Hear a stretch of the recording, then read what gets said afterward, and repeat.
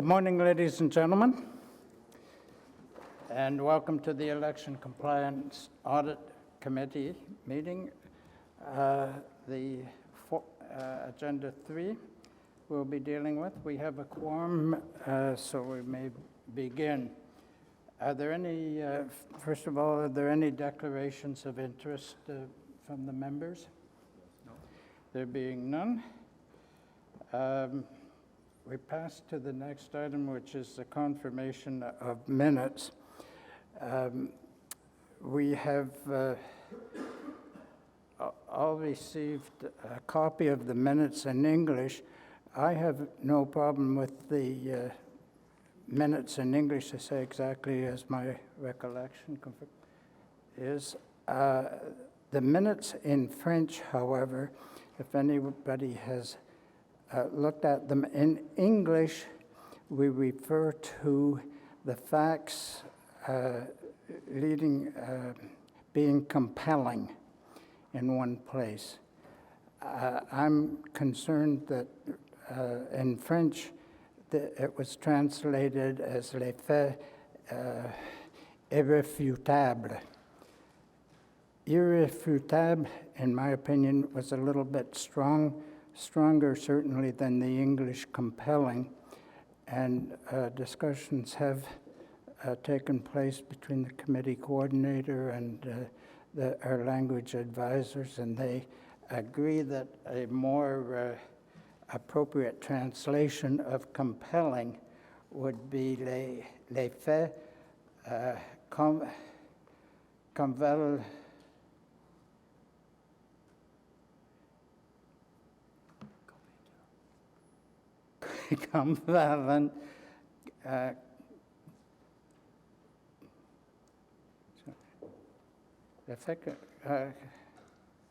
Oh, I've got it here. Les faits. I can't read your writing, sorry.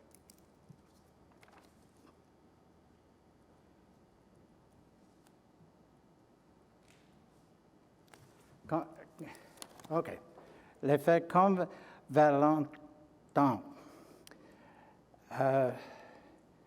which is, I'm told, is slightly less strong than irréfutable and more accurately reflects the committee's decision, which was reached after some discussions by the committee in private.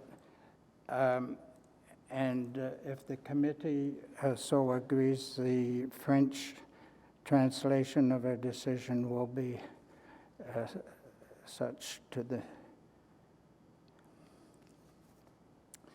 Any objection? It's agreed then with that. Are the minutes approved with that minor change? All in favor? The minutes are carried. Thank you. Now, before considering the application before us today, I would like to clarify the committee's purpose. The committee's purpose today is pre-investigative. 1, the committee will consider the application for a compliance audit of candidate Duda's election campaign finances and will decide whether it should be granted, the application should be granted or rejected. If this committee decides to grant an application for a compliance audit, the city clerk's office, in consultation with the committee's independent legal counsel, will initiate a call-up against the city's standing offers for audit services and provide the committee with the proposals. The committee will meet again at a later date to appoint an auditor who will proceed to a compliance audit of the subject candidate's election campaign finances. An auditor who is appointed by the committee will proceed to investigate the candidate's election campaign finances and will report back to this committee. The auditor's investigation will be conducted independently and will be carried out to determine whether the candidate at issue has apparently contravened the provisions of the Municipal Elections Act, 1996, relating to election campaign finances. The auditor's report will outline any apparent contravention of the Act by the candidate. Once the auditor's report returns to this committee at some later date, this committee will convene another meeting to consider the auditor's report and will, in the case, may be based on the content of the auditor's report, decide whether to commence a legal proceeding against a candidate for any apparent contraventions. Neither the committee nor any auditor appointed by this committee have any power to determine whether a contravention has in fact occurred. That duty is left to the court, of course. A decision of this committee that an application should be granted does not mean that a contravention has occurred. The committee is not a court and is not a quasi-judicial tribunal. The debates to come before us are not adversarial.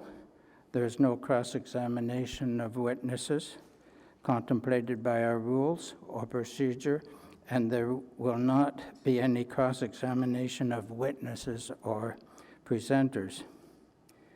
For each application before the committee will hear from the applicant, the candidate, or no representatives of either party, if they are in attendance.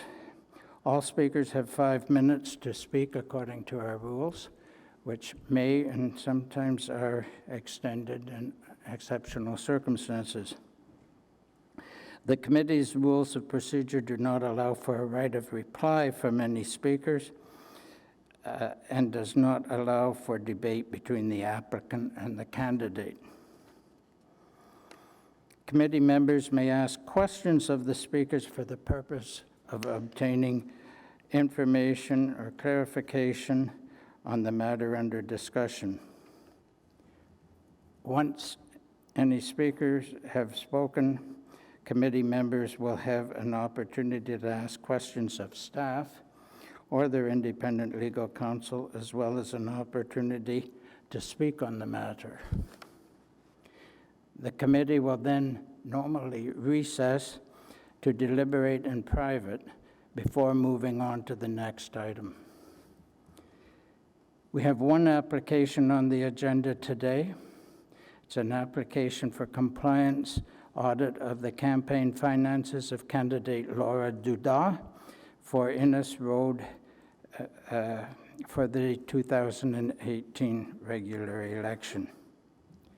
I trust that everyone who wishes to speak today has filled out a request to speak in the form provided and submitted it to the coordinator. If anyone has not filled out a request to speak form and wishes to speak, please fill out the form and provide it to the committee coordinator sitting here beside me, or certainly indicate your intention to our staff at the end of the staff row. So, that having been said, let us begin with the first item on the agenda. It's an item from the Office of the City Clerk and Solicitor, and it's the application for a compliance audit of the campaign finances of candidate Laura Dudas, who was running for election successfully in the Innes Ward in the 2018 regular election. Do we have any speakers on this application who have signed up or wish to speak on this matter? No? Sorry. Yes, sir. We have Mr. Gregory Meads.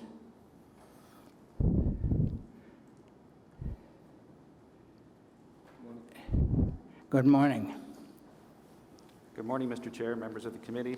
Nice to see you again. I'm sitting here obviously with the candidate who's here to answer any questions which you may have after my submissions. I provided you just with one document this morning, and that's an invoice which I will speak to. Mr. Chair, the applicant has made 5 distinct allegations in her application. 3 of those allegations relate to the use of 2014 campaign materials during the 2018 campaign.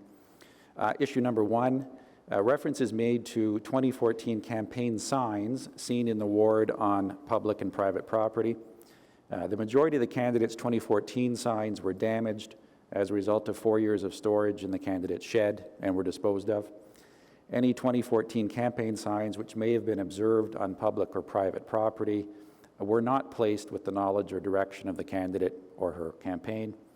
Like any other returning candidate, the candidate had no control over whether a particular supporter may erect an old sign in their possession without the candidate's knowledge. As soon as the campaign learned of any such sign being erected, it was removed and disposed of.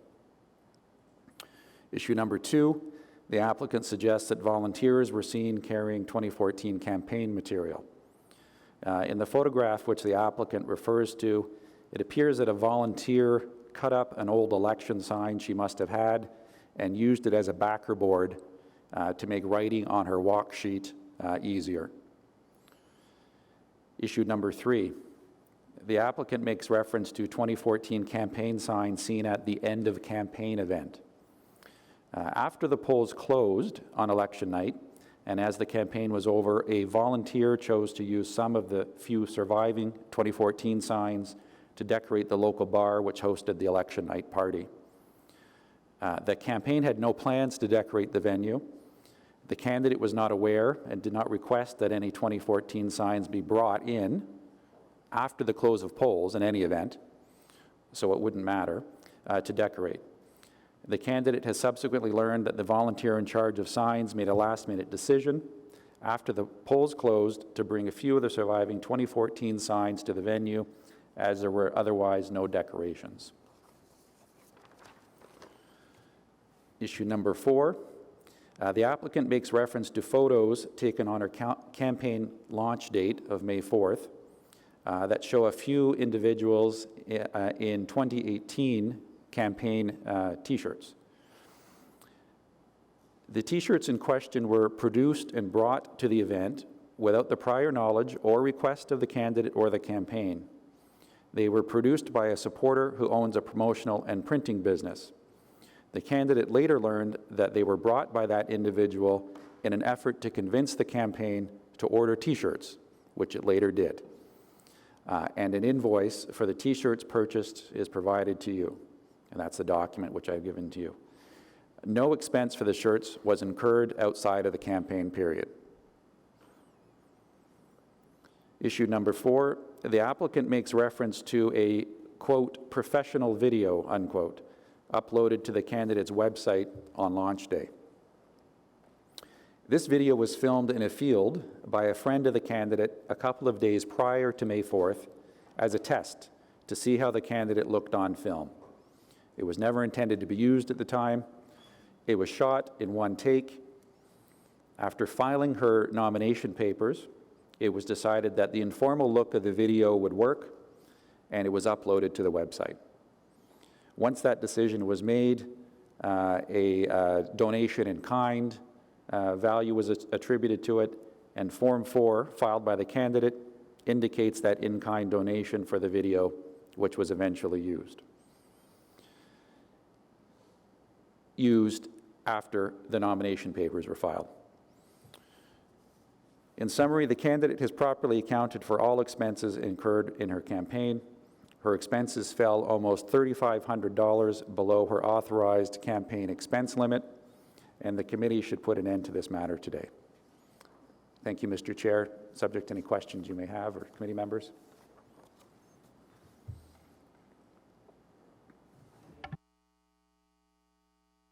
Sorry.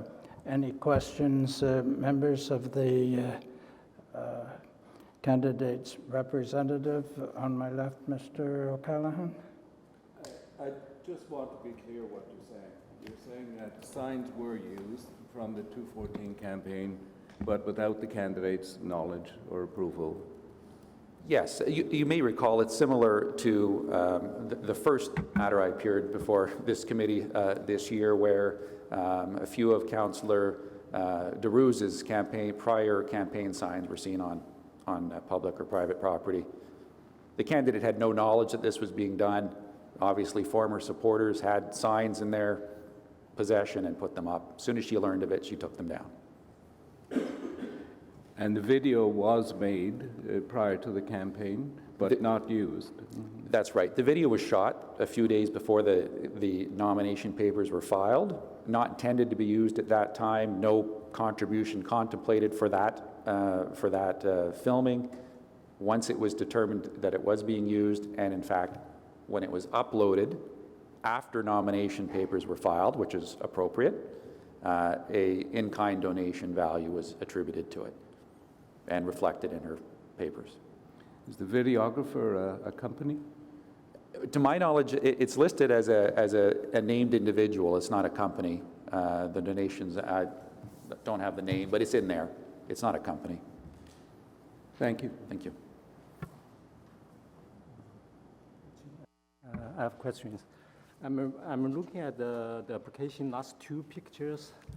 So both pictures shows a 2014 sign was put on the public properties. So someone put on the sign on the public properties without the knowledge of the candidate? That's correct. Can you confirm that's the 2014 sign? The last two pictures? Or is 2018 sign? Yes, they are. They are 2014 sign? They are. And as soon as the campaign saw them, they removed them. Yeah, I understand the volunteers that they want to put on their private property without the knowledge for the candidate. I understand. But if you put on the public properties along with other signs, election signs, without your knowledge, I'm not sure.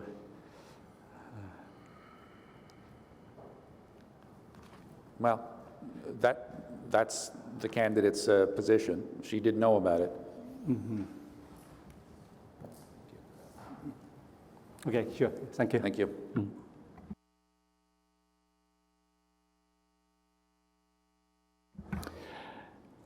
Madame Bergeron? No question. Madame Badan? No. Mr. Chair, if the candidate might add a couple of comments with respect to the signs, perhaps it might be of assistance. Yes. Sorry, I didn't know if I should weigh in or not. So the property that we're looking at, that's actually the same individual. It's NCC land, it's on a corner. It was a gentleman who was a strong supporter in 2014. He actually has a very large garage. I didn't know he kept the signs. My campaign had never wanted to use those signs anyways because I look much different than when I did in 2014. I've aged immensely. But what happened was that he had put them out, and as soon as we found out they were out, we had him remove them and we replaced them with other signs, the new ones. So he lives right on that corner. He has a fence there, as well as the other image as well. It's the same property. He still has the rebar stakes out there from when we removed the sign that he's never removed. So, you know, once again, it's the same individual, and the majority of my signs had been destroyed just from damage being in my shed and animals and water. So I just wanted to weigh in on that.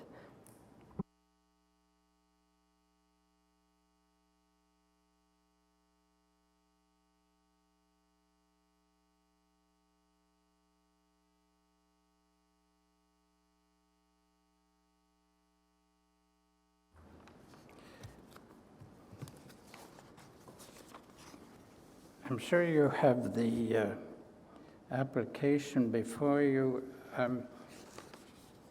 It's not immediately clear to me. There is a sign that appears to have been, or a photograph that appears to have been taken for the Orleans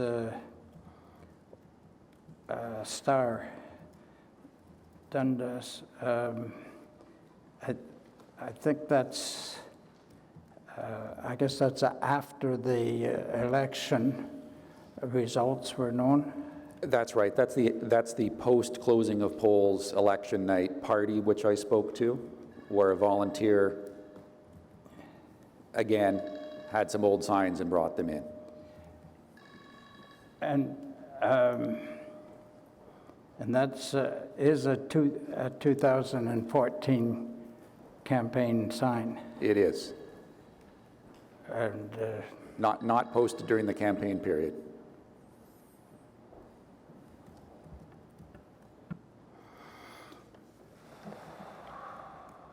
My apologies, Mr. Chair.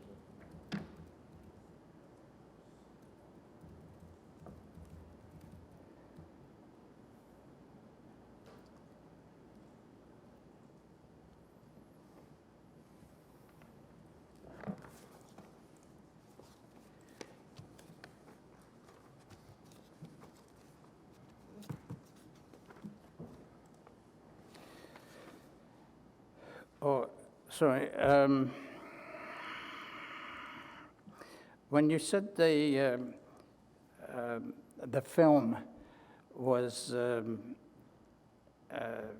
determined to be appropriate and used during the campaign, and then I think you, after the filing of the nomination papers, I think you indicated that it was paid for in kind?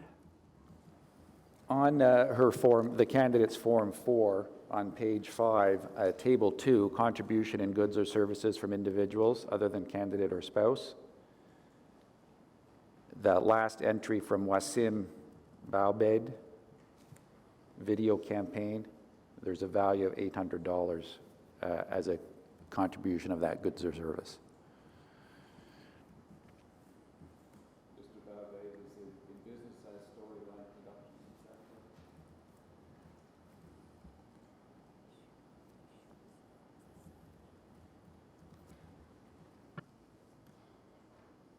I don't know the details of that. So Wasim he shoots as a hobby. I've known him for many, many years. When we went and shot the video, I personally don't look good in videos. I don't like it. I don't enjoy it. I never know what I'm going to say. So he kept saying, okay, we'll try it. You've got a good personality. Let's just do it in a field. We'll give it a shot. So when I realized that we were going to use it after I had filed my papers, and I thought, okay, that's not awful. Didn't look too awful. I'd asked him to put a value to it. I have absolutely no clue what the true value was, but I thought that seemed appropriate because I've never hired anybody for a video before.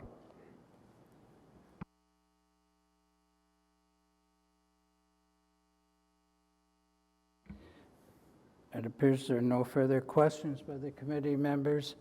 Thank you.